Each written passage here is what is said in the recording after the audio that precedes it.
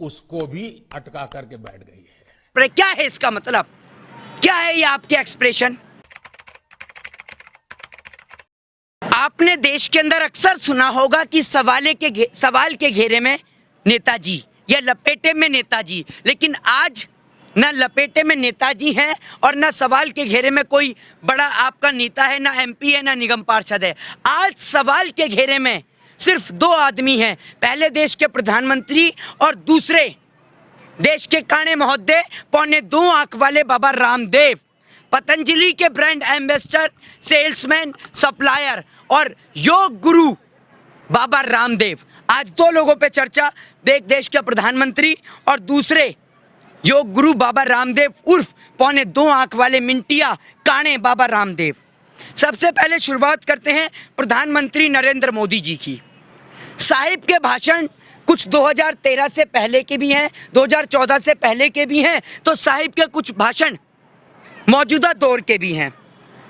देश की मौजूदा दौर की स्थिति को देखते हुए सोच रहा हूं कि शुरुआत कहां से करूं, तो याद आता है कि देश के अंदर शासन प्रणाली पे कुछ ऐसे लोग बैठे हैं जो बात ही ऐसी करते हैं, जो मूर्खता का प्रमाण और परिचय देते हैं, तो सोचा शुरुआत ही गधे से कर दूं। तो प्रधानमंत्री नरेंद्र मोदी जी की सर्वप्रथम बाइट, गधे को लेकर प्रधानमंत्री मोदी जी की क्या राय है और उनके प्रेरणा स्रोतक और जिससे वो प्रेरणा लेते हैं वो कौन है। फर्स्ट वीडियो प्ले करता हूं और आप सभी लोग सुनिएगा। गधा भी हमें प्रेरणा देता है, गधा भी हमें प्रेरणा देता है, क्योंकि गधे से प्रेरणा लेता हूं और बड़े गर्व से लेता हूं। साहिब इस वीडियो में कहते हैं कि गधा भी हमें प्रेरणा देता है, और दूसरी ओर साहिब की ही मानने वाले विचारधारा के लोग गरम मसाले में गधे की लीद मिला मिला कर खिला रहे हैं। दूसरा, देश के अंदर सबसे बड़ा प्रश्न ये साहिब की बातों का है। चीन आता है, पिकनिक मनाता है और लाल आंखें दिखाता है।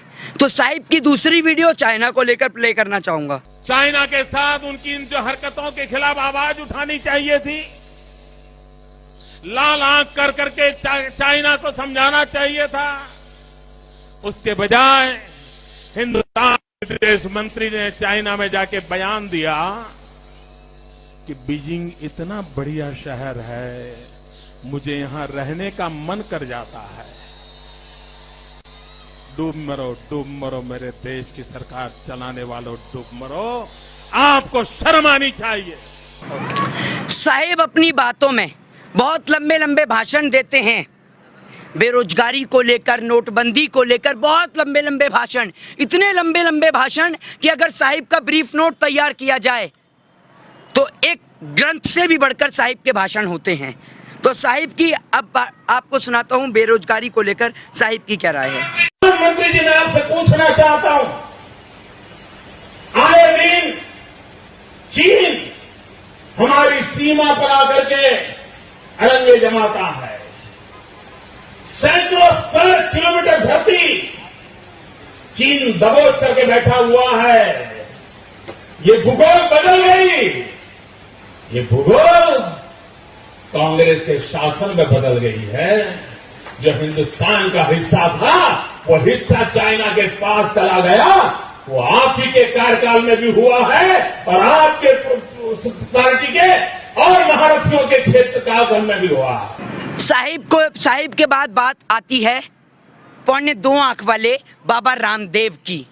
वो पौने 2 आंख वाला मिंटिया जो पतंजलि का चूरन पूरे देश को चेक कराता है और खुद नहीं चेक करता, वो पौने 2 आंख वाले महोदय बाबा रामदेव, योग गुरु, या फिर आपको पॉलिटिशियन कहा जाए, या आपको सत्ता की दलाली और कुर्सी से इतना प्रेम और इतना लगाव है कि आपको शासन सत्ता में पहले महंगाई आपको डायन नजर आती थी और आज आपकी भौजाई नजर आती है आपको। तो चलाता हूं सबसे पहले पेट्रोल को लेकर पौने 2 आंख वाले बाबा रामदेव की ये वीडियो। महंगाई की डायन है, ये सरकार की देन है। जब सरकार को पेट्रोल 25 से 30 रुपए में मिल जाता है तो लोगों को 70 से 80 रुपए में देने का मतलब क्या है? आजादी के ज्ञात इतिहास में 7.5 रुपए पेट्रोल में कभी वृद्धि नहीं हुई। और 7.5 रुपए पेट्रोल में वृद्धि का मतलब है 10% वृद्धि, और 10% पेट्रोल में वृद्धि का अर्थ है दैनिक उपयोग की वस्तुएं जो उपभोक्ता को मिल रही हैं, चाहे वो शाक सब्जियां हैं, चाहे वो मशीनरियां हैं, चाहे वो मोटरसाइकिल है, साइकिल है, कपड़े हैं, प्रोडक्शन कॉस्ट करीब 10 गुना बढ़ेगी, ट्रांसपोर्टेशन कॉस्ट करीब 10 गुना बढ़ेगी, औसतन महंगाई 25% बढ़ जाएगी। एमपीज का तो कुछ बिगड़ता नहीं, केंद्र सरकार का कुछ बिगड़ता नहीं, क्योंकि लाखों करोड़ रुपए के घोटाले पहले कर चुके हैं, और जो धनवान है उनका भी कुछ नहीं बिगड़ना, उनके पास पैसा बहुत है।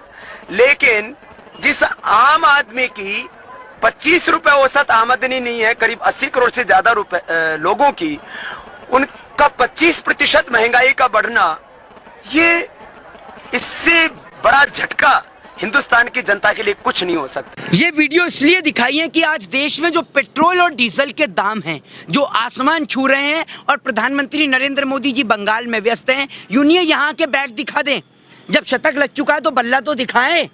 शतक लगा दिया है अपने, तो ये पेट्रोल को लेकर 2.25 आंख वाले बाबा रामदेव जो कह रहे हैं, ये पूरा देश भी तो सुनना चाहिए। और वापस से आ जाते हैं देश के प्रधानमंत्री जी पर। प्रधानमंत्री जी अपनी वीडियो में ये देखिए, ये किस किस प्रकार के प्रधानमंत्री जी इशारे करते हैं, ये यही जाने। लेकिन वहां की राज्य सरकार उसको भी अटका करके बैठ गई है। भाइयों बहनों, वहां की राज्य सरकार इन्हें भी अटका देने का। प्रधानमंत्री महोदय, आप ऐसे शब्द, ऐसी वाणी और ऐसे ऐसे जब आप एक्शन करके दिखाते हैं तो देश की जनता पर क्या असर पड़े, क्या है इसका मतलब, क्या है ये आपके एक्सप्रेशन? तो प्रधानमंत्री महोदय जी की ये वीडियो और एक और वीडियो प्रधानमंत्री महोदय जी की। अब ये वीडियो प्रधानमंत्री महोदय जी की है, जिसके अंदर प्रधानमंत्री महोदय जो हैं, बात करते हैं देश के प्रधानमंत्री जब ये मौजूदा दौर में गुजरात के मुख्यमंत्री थे, तब की ये वीडियो है। ये ऐसे नहीं होता मित्रों, मैं शासन में बैठा हूं, मुझे मालूम है इस प्रकार से रुपया इतनी तेजी से गिर नहीं सकता। अरे ये नेपाल का रुपया नहीं गिरता है, बांग्लादेश की करेंसी नहीं गिरती है, पाकिस्तान की करेंसी नहीं गिरती, श्रीलंका की करेंसी नहीं गिरती। क्या कारण है हिंदुस्तान का रुपया पतला होता जा रहा है?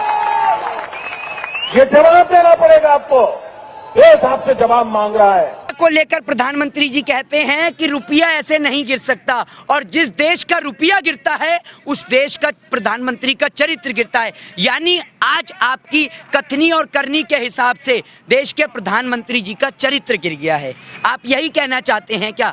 तो ये देश के प्रधानमंत्री जी की वो तमाम वीडियोस थी जो पूरे देश को दिखने चाहिए कि ये आदमी जब शासन में पहले था तो क्या कहता था और आज है तो क्या कर रहा है। तो इनकी कथनी और करनी में जमीन आसमान का फर्क है। तो सोचिए, विचार विमर्श कीजिए और सोचिए कि देश कैसे लोगों के हाथ में थमा दिया है। देश की कमान ऐसे लोगों के हाथ में थमा दी गई है जो देश को कई सौ साल पीछे ला दिए गए हैं। अगर देश की बात की जाए तो जब देश में पेट्रोल और डीजल के दाम बढ़ते थे तो माननीय बीजेपी के नेता बैलगाड़ी से संसद पहुंचते थे। आज आपकी बैलगाड़ी कहां गई? या आपकी बैलगाड़ी भी चली गई। आपने तो देश को वापस से बैलगाड़ी पर लाके खड़ा कर दिया। लोग आगे बढ़ते हैं लेकिन भाजपा के राज में देश को पीछे की ओर लाया जा रहा है। तमाम कुछ उद्योगपतियों को फायदा पहुंचाने की आड़ में देश के तमाम किसानों को बलि का बकरा देश की सरकार बना रही है। इन वीडियो को जरूर देखिएगा और गौर से देखिएगा और एक बार अपने ज़मीर पर हाथ रख के सोचिएगा प्रधानमंत्री जी कि जनता से किए हुए वादे। मित्रों, गैस हो, पेट्रोल हो, डीजल हो, हर प्रकार से महंगाई बढ़ रही है कि नहीं बढ़ रही है? अच्छा, आपको ये याद है, लोग भूल जाते हैं इसलिए याद कराता हूं, वो हर 3 महीने से बयान देते थे बस 3 महीने में ठीक हो जाएगा। कहते थे कि नहीं कहते थे? इस बारिश के बाद ठीक हो जाएगा, कहते थे कि नहीं कहते थे? ऐसा कहते कहते 5 साल निकाल दिए ना। भरोसा इसीलिए तो टूट गया है। और जब विपक्ष के तौर पर आप थे तो आपने क्या किया और आप क्या कर रहे हैं। विपक्ष में रहकर इतनी मजबूती के साथ जो आप देश में बोलते थे, यह आज़ादी देश की डेमोक्रेसी देती है, लोकतंत्र देता है, जो लोकतंत्र आज आप लोगों से छीन रहे हैं। चाहे वो लोकतंत्र की हत्या एक पत्रकार के खून से रंगी हो, चाहे फिर वो लोकतंत्र की हत्या दिशा रवि जैसे लोगों से हो, चाहे वो लोकतंत्र की हत्या जब एक पत्रकार को उठा के जेल में बंद किया जाता है तब हो, चाहे फिर वो लोकतंत्र की हत्या जब हो जब देश के अंदर देश के किसानों पर मुकदमे दर्ज होते हैं और जो देश में दंगे कराते हैं उनको Y+ और Z+ की सिक्योरिटी दी जाती है। तो सोचिएगा और तमाम विचार विमर्श कीजिएगा। जय हिंद, जय भारत, वंदे मातरम।